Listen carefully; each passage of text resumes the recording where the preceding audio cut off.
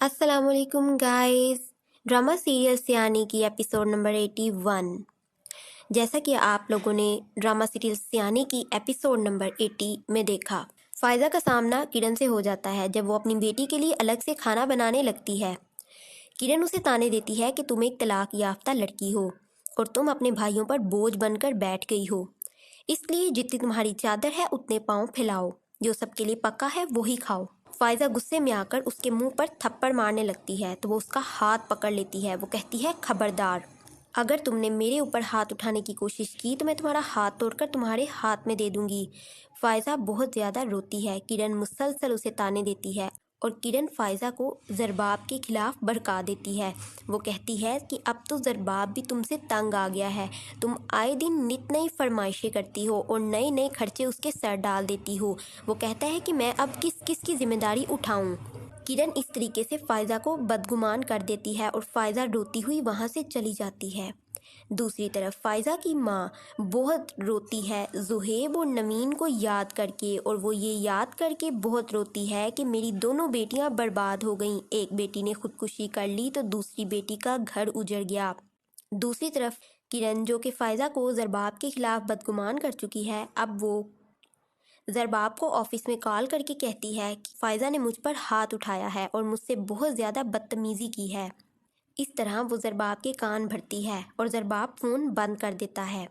शाम को ज़रबाब जब घर आता है तो फ़ायज़ा उसे कहती है कि ऑफिस से आने के बाद अपने बूढ़े माँ बाप के पास भी बैठ जाया करो। वो कहता है कि मेरे ज़िम्मे इस घर के अखराजात उठाना है। मैं ऑफिस से वापस आकर थक जाता हूँ और मुझे आराम की ज़रूरत है, तो आप मुझे ये ताने मत दिया करें। वो रोने लग जाती है। वो कहती है कि मैंने तुम्हें कोई ताना नहीं दिया, मैं तुम्हारी बड़ी बहन हूँ और इस नाते मेरा इतना तो फ़र्ज़ है कि मैं इतना तो तुमसे कह सकूँ। ज़रबाब उसे कहता है कि आएँ बैठे मेरी बात सुने, आप किस चीज़ से परेशान हैं, आपको क्या चीज़ परेशान कर रही है।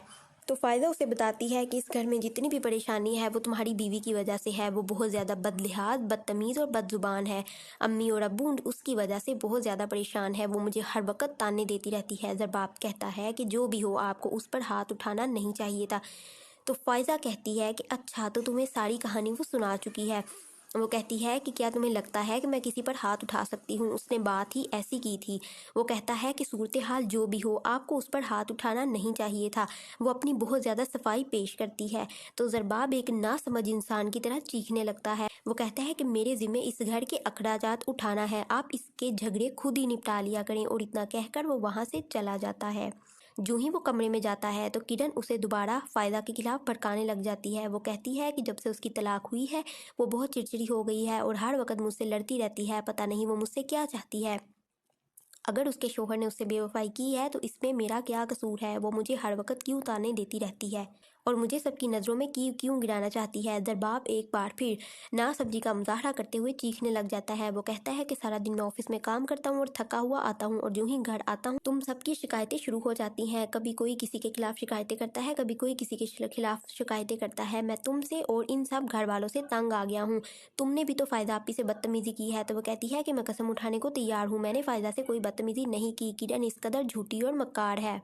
बाद में अपनी चापलूसी मीठी जुबान से वो ज़रबाब को कहती है कि मुझे माफ़ कर दे, मैं आपको थकाना नहीं चाहती थी। इस तरह एक तरफ वो फ़ायज़ा के दिल में ज़रबाब के लिए गलतफ़हमियाँ पैदा कर रही है, दूसरी तरफ वो ज़रबाब के दिल में उसके घर वालों के लिए गलतफ़हमियाँ पैदा कर रही है।